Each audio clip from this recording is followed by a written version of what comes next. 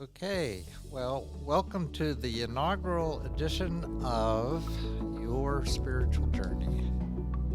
And this is our very first podcast, so I wanted to welcome everybody.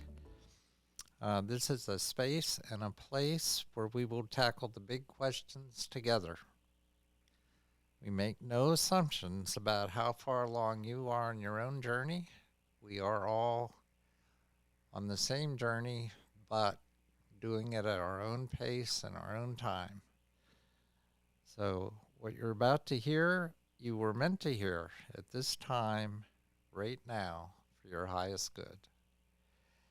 And as a very first guest, we have Dr. Doug Knueven, which I just mispronounced his name after all these years I've known him. It's Knueven. There you go. You Even don't, Knueven. you don't pronounce the U. And he's there with one of his furry friends, I see. Yes, little Gracie. Okay, so Doug and Gracie, it's so great to have you with us. Doug is a practitioner of holistic veterinary medicine. Uh, he's in Beaver County, Pennsylvania. Uh, he's got his doctorate from a university in Ohio, right? The Ohio State University. The Ohio State University. That's right. You're also lecturing to veterinary students. Is that true? Yeah, I just got off the lecture with veterinary students about homeopathy. We'll have to see how that goes over.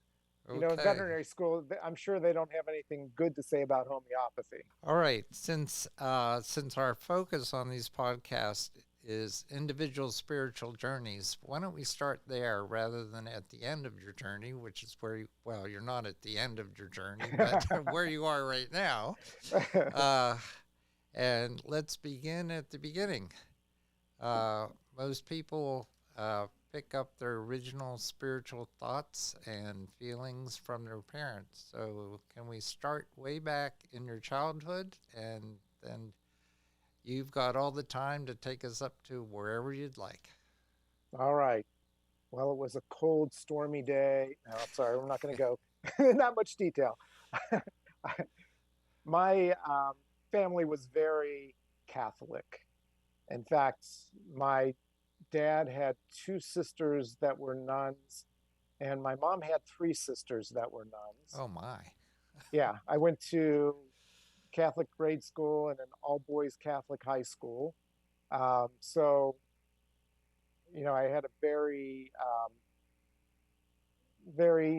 strict Catholic upbringing. Although I have to tell you that in high school, there was a brother Tom, and I can't remember the name of the course, the class.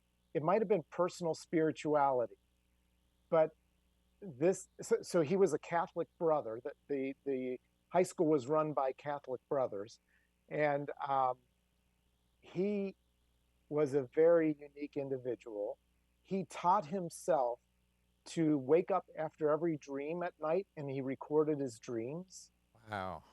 He had us in class.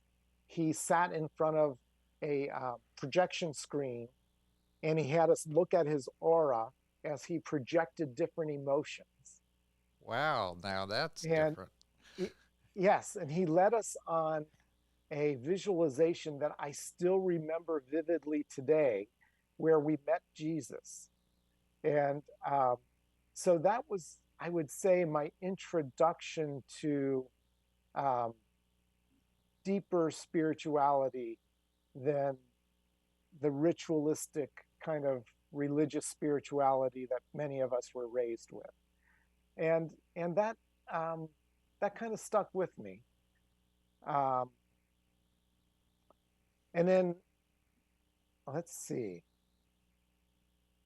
I boy, I don't tell many people about this, but I was actually a Scientologist for a while after I graduated from vet school.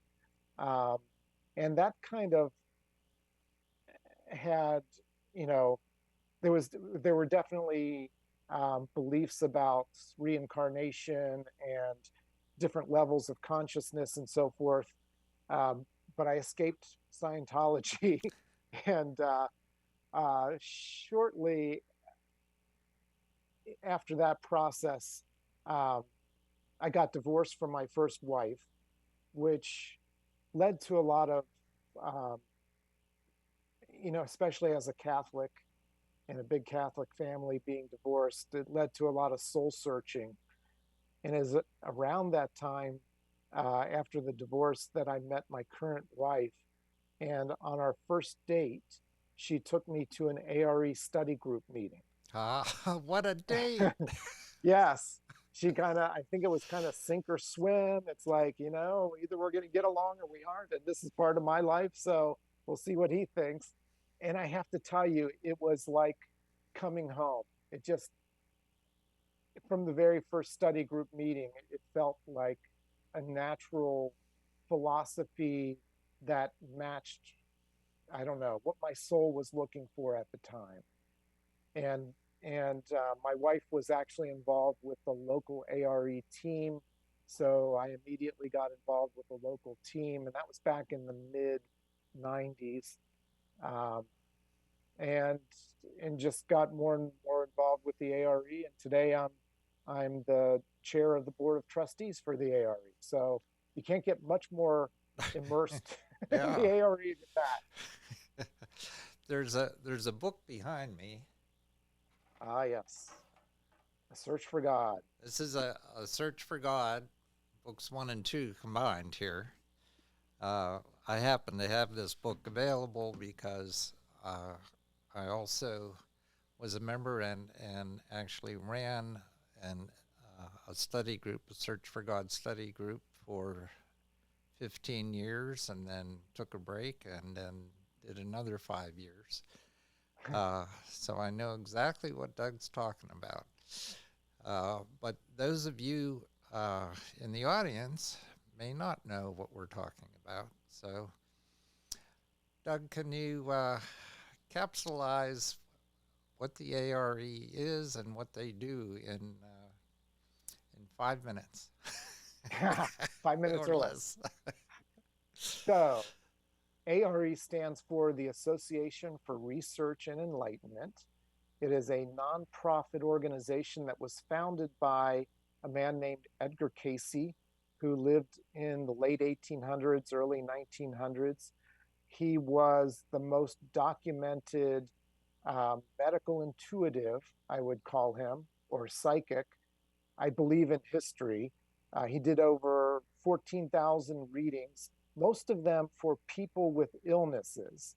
Now, Edgar Cayce has been dubbed the father of holistic medicine in the United States because, along with physical remedies that he would recommend for people to take, there was also mental and spiritual guidance that went with it. So the whole basis of healing from the perspective of Edgar Cayce and the ARE is that it's a body, mind, spirit process. You can't just get well physically. And Cayce was known to say things like, well, why should you get better just to go back and do the same things that got you sick in the first place? So, um, in the process of doing these readings, people started asking him spiritual questions. And eventually that led to this Search for God material. A group of individuals who were especially close to Cayce wanted to be more like him. They wanted to develop their psychic abilities. And for Cayce, psychic, the original meaning of psychic is of the soul. And so to really magnify our psychic forces means to get it more in touch with the spirit within. And that's what the Search for God material is meant to do. There are lessons during these Search for God meetings. The group reads through these lessons, which were channeled through Edgar Cayce. and practiced by this original study group. Before they were allowed to get the next lesson, they had to fully embody the lesson before. And so the meeting involves reading through the material. Then there's always an assignment during these meetings, which was always a part of the Cayce philosophy. Just reading about spiritual stuff isn't enough. You need to apply it in your life. And so with every lesson, there came assignments where you apply what you learned in the lesson to your daily life. And then each meeting, the group comes back and talks about what they learned as they applied this lesson. And then there's also prayer and meditation as part of the meeting as well.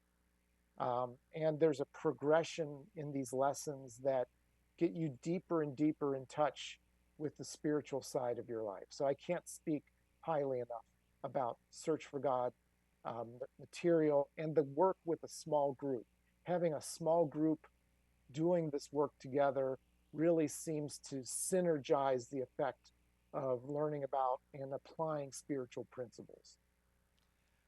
I have found that to be so true, especially what we've learned over the past few years of being isolated by COVID Mm. and being able to connect spiritually with people over the internet in small groups. And I know that has meant an awful lot to a lot of people who were feeling isolated and instead were able to turn that around and feel that spirituality of the small group experience working through material. So I think that I know that those small groups, when I originally was involved with them and engaged with them, met in person. But I found that there is some benefit to meeting online, meeting on Zoom, uh, because you can attract people from diverse places, people who wouldn't be able to travel to Mm. get to those meetings. So I'm with you on that, Doug. That's for sure. Yeah, these Zoom meetings have been a godsend for a lot of people. I mean, I'm sure that you would agree that it feels much better to meet in person. And yet, like you said, during the pandemic, we couldn't. There's still people who can't get out of their houses very easily or can't get together easily. And it is really neat to be able to meet online in these groups. There's definitely a benefit there. Yeah, I know that my wife and I run one of those spiritual groups, and it we do it Monday mornings, and it starts our week on just Mm. such a positive note. So, Doug, there's this sense that I have of you just because I've known you for quite a number of years now, about 20 years actually, uh, that there's been a huge impact of your spirituality on your professional life. And could you talk a little bit about how that happened, how that transition took place? Hmm. Wow. I, graduated from veterinary school in 1987, and I came out to the world with my pills in one hand and my syringes in the other hand, and I was ready to cure those animals. And then I ran into the real world and quickly realized that things didn't always go the way the book said they should go. And I knew there had to be more to health and healing than in what I learned about in veterinary school. And this realization um, really came to me at the same time that I met my current wife and got involved with the ARE. And the ARE philosophy of body, mind, spirit, um, health, and wellness just made so much sense to me that I had to apply it to animals.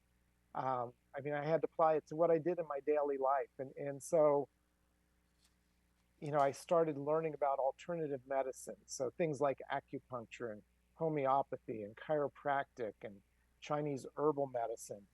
Um, a lot of these holistic modalities, I mean, the reason they're holistic is because they're about body, mind, and spirit.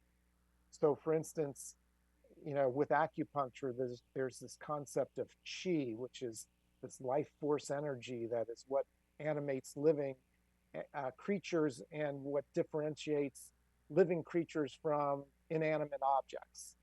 And homeopathy, they call it the vital force, and chiropractic, they call it the innate intelligence. Um, so all of these holistic modalities are about body, mind, and spirit, and you know, having the spirit at work in my work um, is just another way of applying the Cayce principles. Even though, putting a castor oil pack on a dog doesn't work so well because of the fur and everything, there are definitely concepts from the readings that apply no matter what the organism is. That there is more to health than just drugs and surgery. And so I think that's kind of how I've melded them together. I'm curious because uh, the way that you talk about it, and it's probably because you've been doing it for so long, is that it just seems like, okay, that's a natural progression. Mm-hmm. But how do you explain to an animal's parent who who brings in their child dog and you say, well, I think acupuncture's what's going to give us the best effect here, and not have them say, what are you talking about? You're going to stick needles in my dog and he's going to like it? So what do you do? How does that process work? How do you bring somebody around to your way of thinking? ah, you know, I can't say that I've necessarily figured that one out, to be honest with you. Um, I actually do a lot of lectures for veterinarians at veterinary conferences where, I'm introducing them to a lot of these holistic modalities. And it's hard to know whether I'm effective or not, to be honest with you. Um, there actually is a lot of research for these modalities, but most veterinarians never see it because, if you don't believe something works, then why would you look at research showing that it works? Um, and I have to say that when I first started using alternative medicine, I definitely ran into um, a lot of skepticism. I'll tell you one story. There was a client. So most of the clients who come to me for holistic medicine aren't from Beaver, Pennsylvania. I mean, let's face it, Beaver is not the hotbed of holistic medicine in the universe, right? So a lot of people come to me from far away. They have their local vets that they do their regular stuff with, and then they come to me for the holistic perspective. And early on, I had this client come to me, and she said that she had gone to her regular vet, and her regular vet said, "Oh, your dog is due for vaccinations." And she said, "Oh no, I got blood titers done for the vaccines, and I went to this holistic vet up in Beaver, and he did." And the vet cut her off and said, "Do you mean to tell me that you're going to a vet with a bone sticking through his nose?" I mean, how ignorant is that? A bone sticking through his nose. Everyone knows it's a boar's tusk through the nose, right? I mean, only a quack would have a bone sticking through his nose. So, um, and the local clients, people would come in, and I just learned about acupuncture and I was excited about it. Dog comes in limping. I was like, oh yeah, we could do acupuncture. And, they would look at me cross-eyed. And so, to be honest with you, as far as trying to convince clients, I don't do that. And now that people in the area know who I am, they come to me for holistic. And so I don't really feel the need to try to convince people. Um, I, you know, there are some people who are open-minded enough that they can be persuaded, but holistic medicine you know, people in the United States are used to Western medicine. They're used to, you're sick, you go to the doctor makes you better. Well, holistic medicine is a lot of work. I mean, it means proper diet. It means, you know, it's going to take time to heal. In today's world, even the microwave's not fast enough for us anymore, right? And so to give an herbal supplement that's going to take 6 weeks to kick in when you're used to taking a pill and feeling better within hours, or you're doing acupuncture and it could take 6 to 8 acupuncture treatments to even start to see improvement. A lot of people just don't have the patience for it. And you know it rather than beat my head against the wall, I'm focusing on people who already kind of understand and are committed to something other than Western medicine. And usually they get committed to something other than Western medicine when something goes wrong. When Western medicine killed their last animal, and so they want to try a different route this time. So I find myself not having to convince people anymore. And I don't, you know, if I spent my time trying to convince every conventional client who came to me that holistic medicine was going to be better for them, I would be spending hours just wasting my breath. So Okay. I hate to sound like a Debbie Downer there, but that's kind of what I've come to in my life. Well, I asked the question, you gave the answer. It surprised me a little bit, but uh, I understand that you've had the patience over time to allow your practice to build based on reputation. So obviously you're doing something right, I hope so.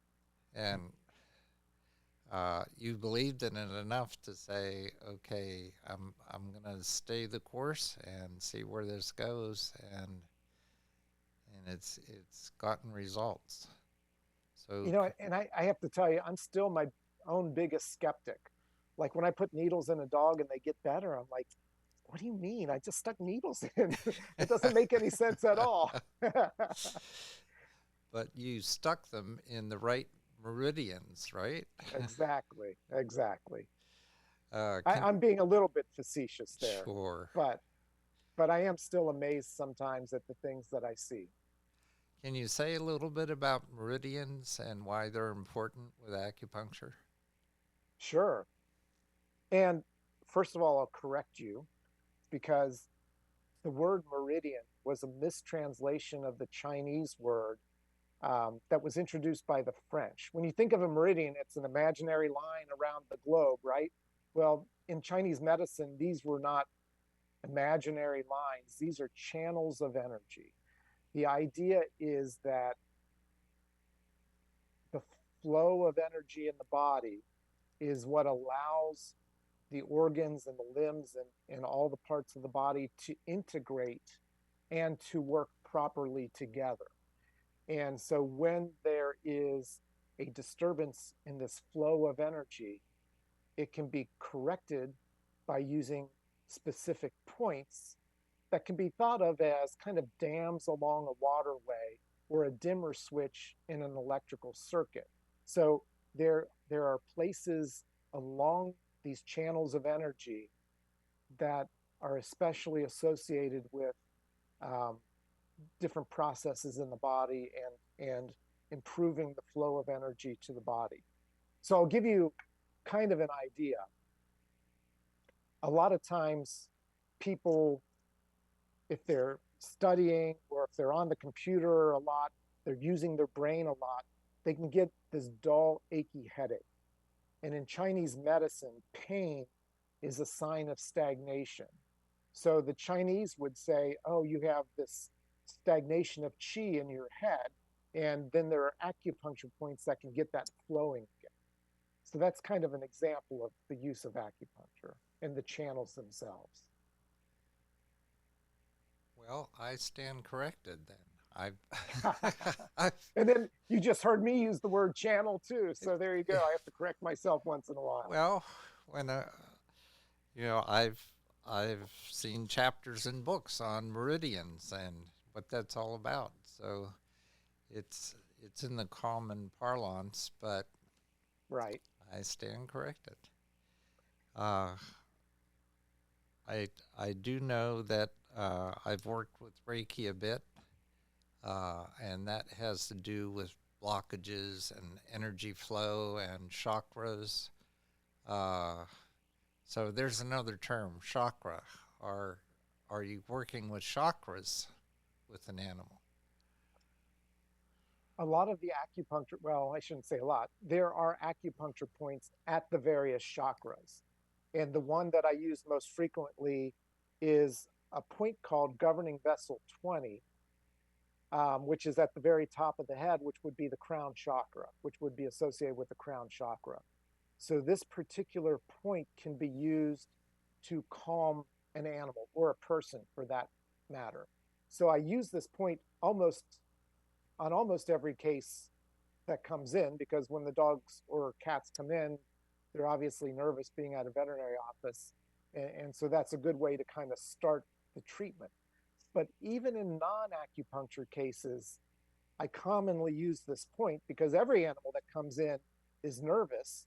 So a lot of times, as I'm greeting the animal, I'll kind of pet their head, but I'm very subtly stimulating this governing vessel point again, which relates to the crown chakra. So I guess in that way, I use the chakras. Um, I definitely use the chakras in some of the energy work that I do as well. But that's more on a personal level than on the animals that I'm treating. Right. I recently read that you have resigned as the chief uh, veterinarian at Answer Pet Food, Yes. and this might be a touchy subject for you. I don't know, but uh, I did see on social media that a lot of people have given you kudos for doing that, and I just wondered if you could say a little bit about that because you're very much into raw food diets for Correct. animals. Uh, Yes. and I know that I've read as someone who has gone vegetarian that raw food diets are good for people too. Right. Uh, so can you give us a shortened version of that story? Sure. Sure. So, like you said, raw food, I think, is the key for animals. Most animals really benefit from a raw food diet of species appropriate raw food. So vegetarian is great for people, but obviously dogs and cats did not evolve as vegetarians. If you watch the wolves or the wildcats, they're eating other animals and they don't whip out their George Foreman grill and cook it before they eat it.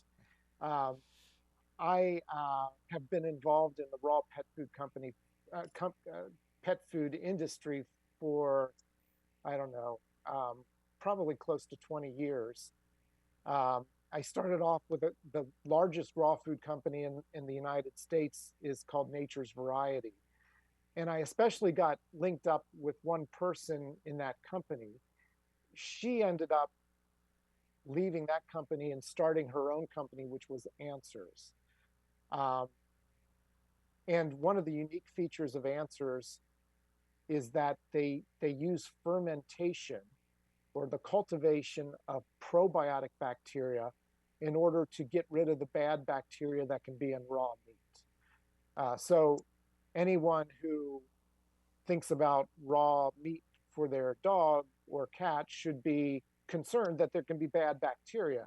But if you use fermentation the right way, you can actually mitigate the effects of bad bacteria that can be in the raw food.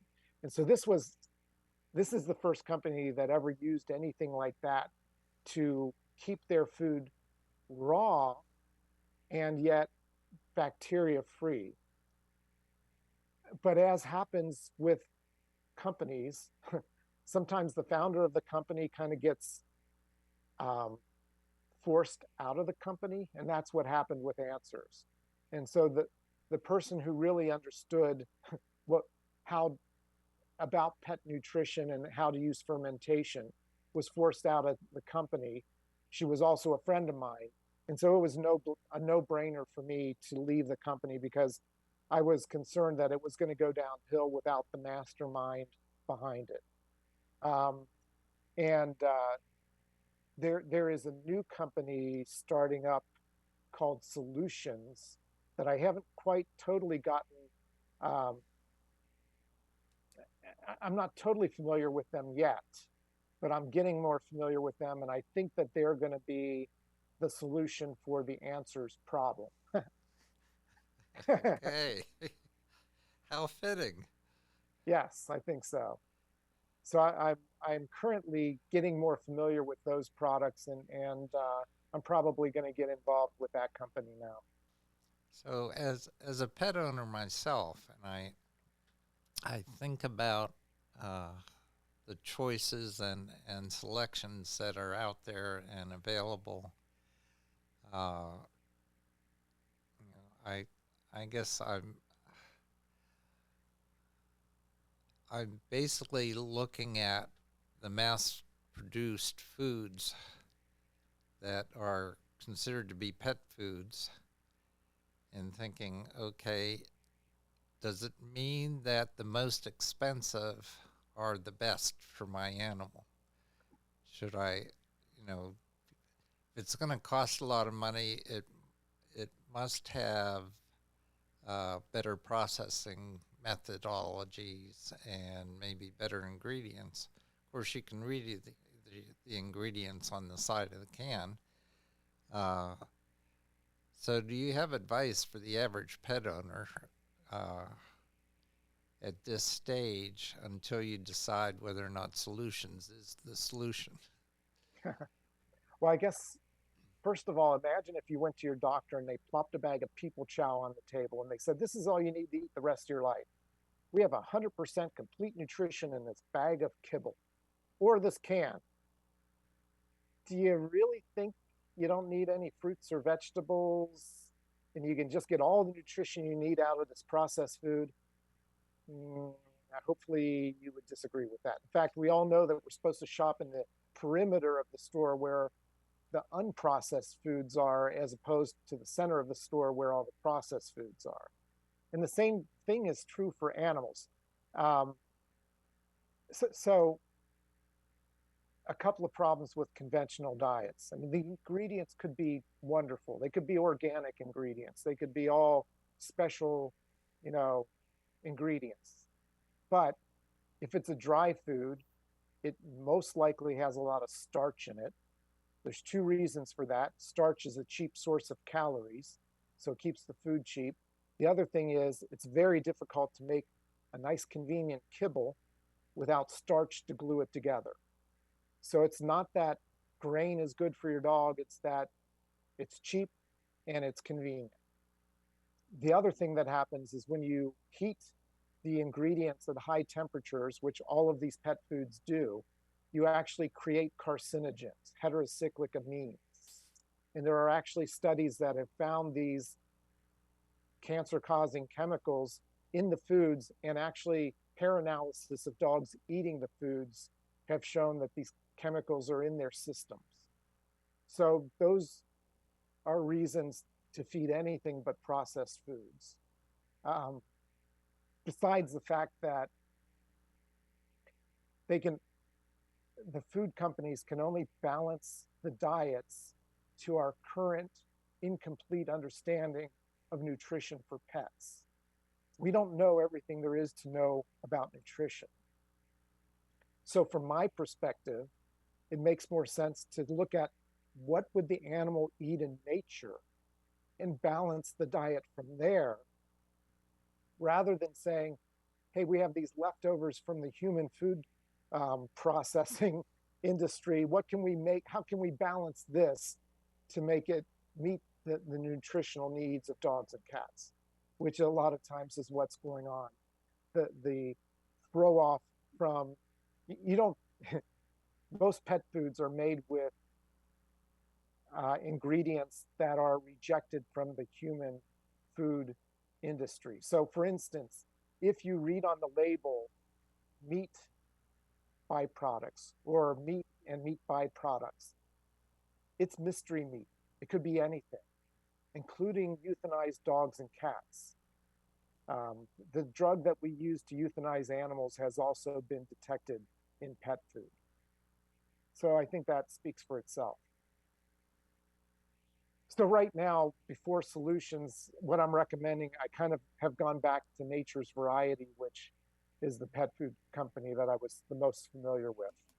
Okay, I wrote that down. Will. Okay, you got more of an earful than you were counting on. Well, I asked for it, and I think my cat will thank you for it. So we'll see how that goes. We'll see how that goes. Cats are a little bit tricky. They can be difficult to switch onto a different diet of any kind. Yep. So you just have to have patience. Yeah, that's for sure. I've dealt with a number of different cats over the years. Okay, well, we're getting close to the end of our time, so I wanted to get a sense from you as to what words of wisdom you might want to leave us with, and just so you know, I end every podcast with homework for my listeners. and basically for them to think about what they've heard during the past hour and what it is that they might want to take away from it and adapt to their own lives, and maybe change about the way they do things. So I'm going to leave it to you to have the last word, and you get to say what it is you might want to leave people with. All right. Well, thank you for that, Bob. Um, I think one of the key understandings that I have gotten from the Cayce readings is the idea that all healing comes from the divine within.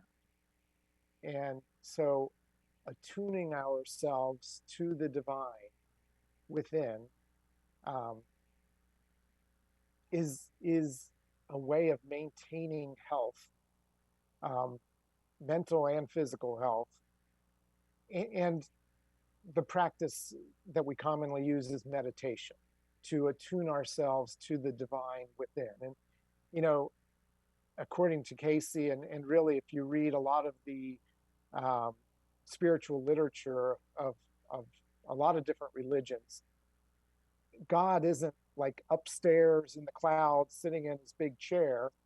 God is everywhere. The divine is everywhere. It's in us. It's outside of us. It is the divine in which we live and move and have our being, as they say.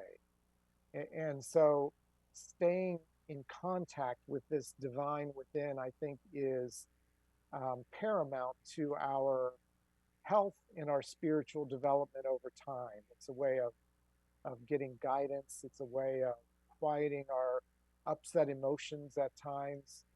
And so, you know, if I had the opportunity to give your listeners an assignment, it would be, um, you know, to really work with daily meditation, and and that means, you know, a commitment, and it means that when you fall off the wagon, you get back on. So, you know, if you're going to be discouraged, oh, I forgot yesterday, forget it. No, you know, every time you meditate, it's of benefit, but it's an exponential benefit if you can get into a regular practice of meditation. And so, you know, the easiest way to get into this kind of a routine is to set out time for it, go to the same place, the same time every day, and just sit down and do it. Meditation is not about what you get from it, it's about what you are giving. And so it's easy to fall into the trap of self-evaluation to say, oh, I must not be meditating right. I didn't see white lights and I didn't get this, you know, special feeling. Well, that's not what it's about. It's about putting aside the time to devote to the divine within and without. And so I would encourage your listeners to really develop a spiritual practice of meditation. That sounds great. Great advice. I did want to put a plug in for your next presentation. I think it's coming up in late January. Yes, January 29th at the Unity Church. And you can probably find something about it on their website. I'm not positive. But their service starts at 10:30, from 10:30 to 11:30. And I'm going to they have like a 20-minute sermon, or I think they call it a message. I'm going to talk about Cayce's approach to dreams. And then there's going to be a break from 11:30 to noon. And then from noon to 2, I'm going to do a 2-hour kind of experiential program where we're going to look at the spirit, mind, body approach to health that is given in the Edgar Cayce reading. So, spiritually, we're going to be talking about meditation, setting an ideal. Mentally, we're going to be talking about affirmations, and mind is the builder, as Cayce would say. And then physically, obviously, Cayce had a lot of physical things to recommend to people as well, including the different kinds of exercises that Cayce recommended. So it's going to be a 2-hour intensive of kind of a Cayce primer. Okay, we will make sure we have that information on our website so that people can reference it and hopefully get some more wisdom from Dr. Doug. Yes. Thank you so much for your time today. It's been great. You know what, Bob? Thank you for these years of friendship, and thank you for what you're doing right now. Getting the word out is so important, so I appreciate this opportunity. Namaste. Namaste.